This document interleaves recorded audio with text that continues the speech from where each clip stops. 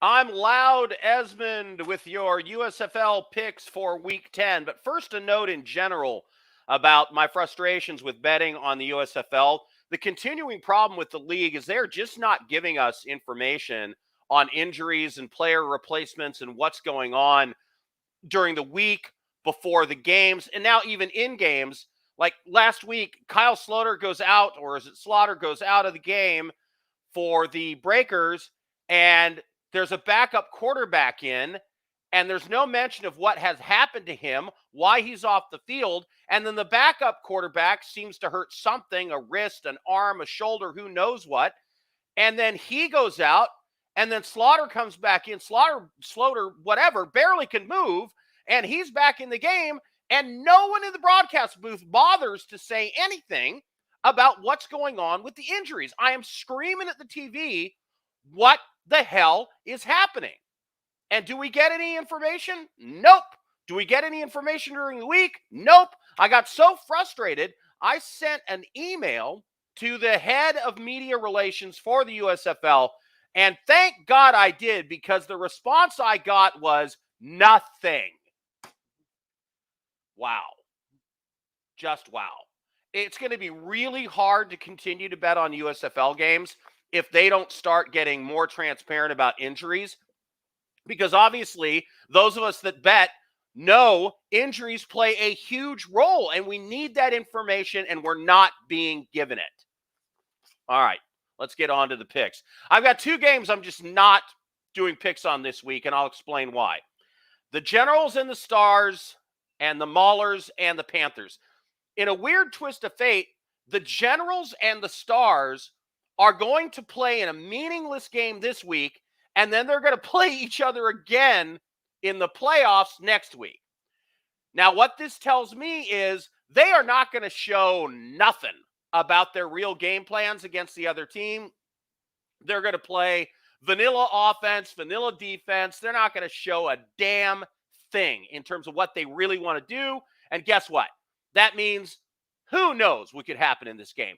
Who knows who's going to be playing? Who knows what kind of game plan they're going to have?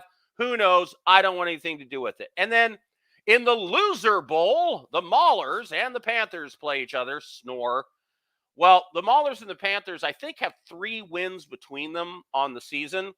Sorry, I don't like putting action on bad teams versus bad teams with nothing to play for. Who the hell knows what's going to happen? So I'm staying away there. In my first pick of the week, we've got the Birmingham Stallions and the Tampa Bay Bandits.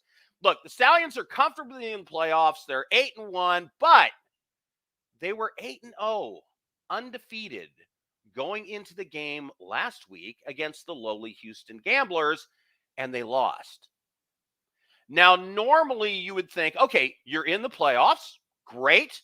Let's rest your players. Let's get healthy. This game doesn't mean anything. But I don't think the head coach, Skip Holtz, is going to want the team stumbling into the playoffs, having lost 2 in a row or played poorly 2 games in a row, and then have to take on one of the hottest teams in the USFL when they have to play their playoff game. So I believe that you're going to have a really sharp week of practice. He's going to play the starters at least until they're comfortably ahead. He's going to want to give them some confidence going into the playoffs and some momentum. So I like betting on the Stallions here. Look, they're taking on the Tampa Bay Bandits, who are very bad, especially where it matters in the USFL, and that is in turnovers. They are minus 13. Their quarterback, Jordan Ta'amu, is a turnover machine.